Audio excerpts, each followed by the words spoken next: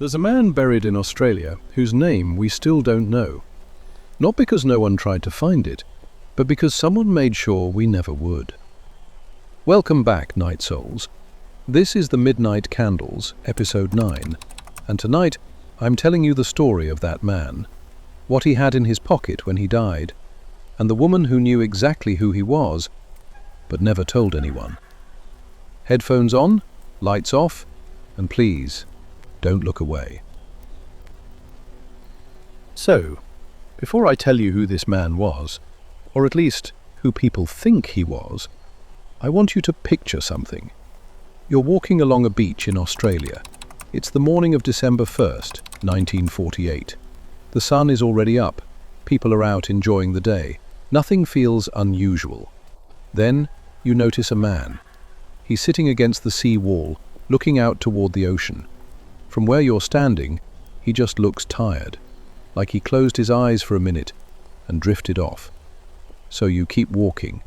Honestly, I probably would have done the same. Everyone did. Nobody stopped. Nobody thought anything was wrong.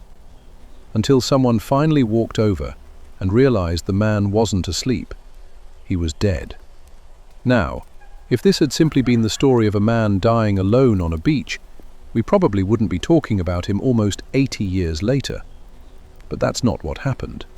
Because when the police started looking into his life, they found something that still doesn't make sense. Actually, they found almost nothing at all. And somehow, that was the strangest part. You know what I would have expected? For the autopsy to answer at least one question. It didn't. In fact, it made the whole case even stranger. There were no serious injuries, nothing to suggest he'd been attacked. He hadn't drowned, he hadn't fallen. There was no obvious reason why a healthy man had suddenly died on a beach. So the doctors started considering something else. Poison. Honestly, it seemed like the most likely explanation. Except there was one problem. They couldn't find any. Not in his blood, not in his stomach. Nowhere. Imagine that for a second. You finally think you're getting close to an answer, and suddenly, there isn't one anymore. The only thing they knew for certain was that he'd eaten a meat pasty a few hours before he died. And believe it or not, that's probably the last ordinary detail in this entire story. Then someone searched his pockets, and everything changed. Inside, they found a used train ticket, an unused bus ticket, and a small claim ticket for luggage he'd left at Adelaide railway station. Naturally, the police went to collect it, because surely, if his pockets couldn't tell them who he was, the suitcase would. It didn't. Inside were some clothes, a few everyday items, nothing unusual, until they noticed something. Every label had been carefully cut out, every single one, just like the clothes he'd been wearing. I keep coming back to that detail, because nobody does that by accident. Someone wanted this man to disappear, or he had already decided to disappear long before anyone found him. You know what happened a few months later? This is the part that caught everyone off guard. One of the detectives went back and checked the man's trousers again, not because there was some new lead.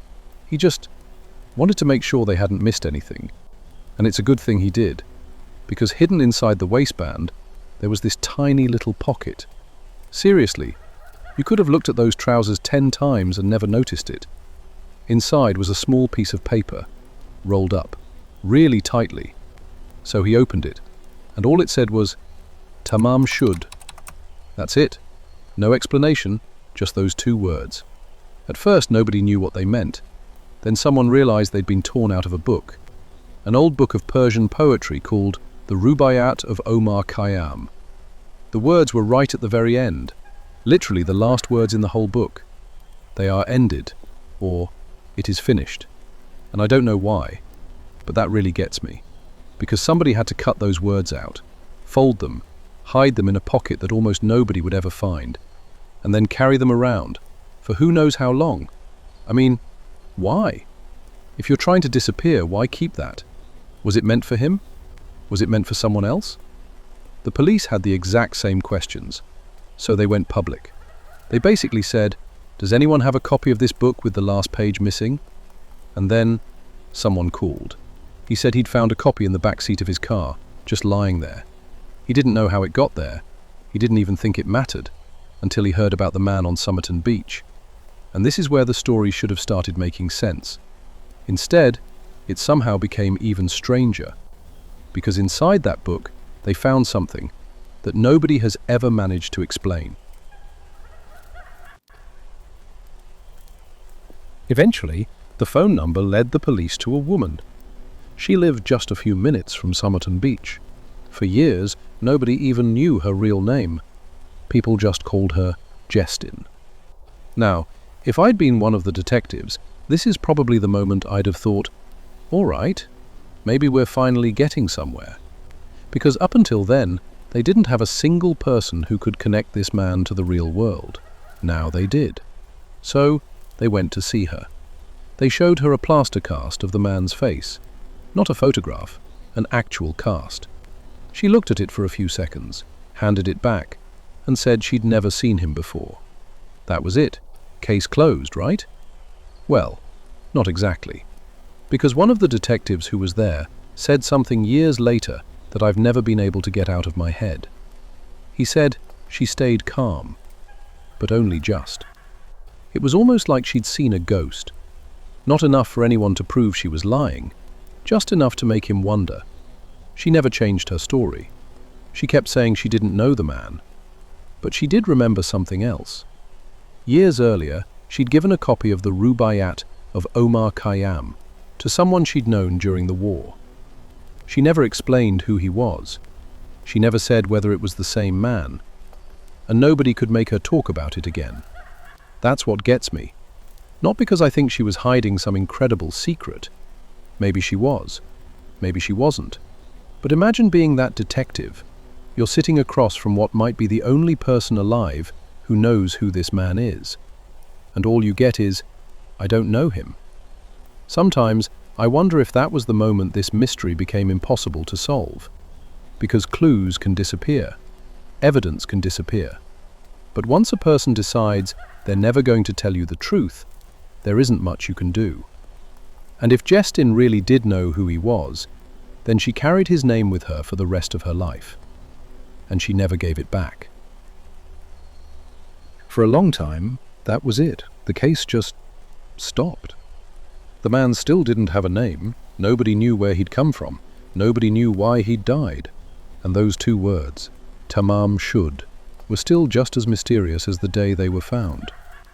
Then, decades later, something changed. Not because somebody found a new witness or uncovered some forgotten document. Technology simply caught up.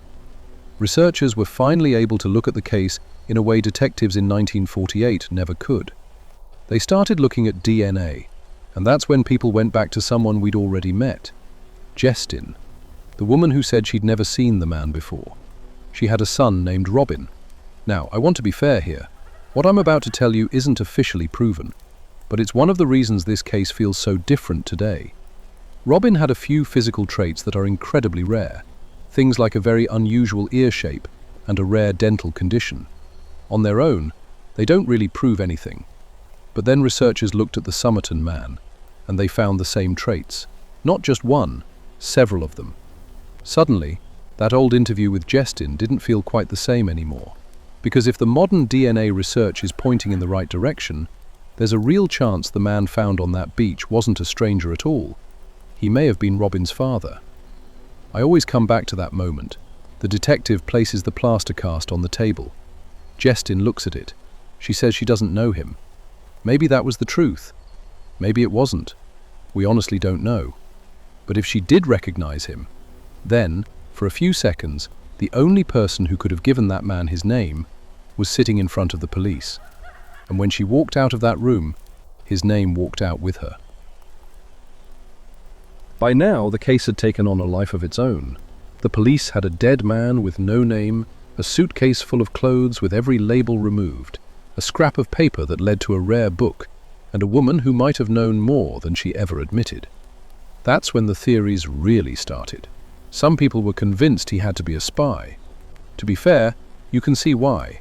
It was the late 1940s. The Cold War was beginning, and Australia was becoming increasingly important for military research. A man turns up dead with no identity, a possible poison that can't be traced, a strange code inside a book. It's easy to see why people's minds went there. But here's the problem. None of it has ever been proven. Not the spy theories, not the poison, not even the code. In fact, that code is still sitting there today. People have spent decades trying to make sense of it. Professional code breakers have looked at it. So have academics, hobbyists, and people who simply became obsessed with the case. Nobody has managed to agree on what it says. Maybe it isn't a code at all.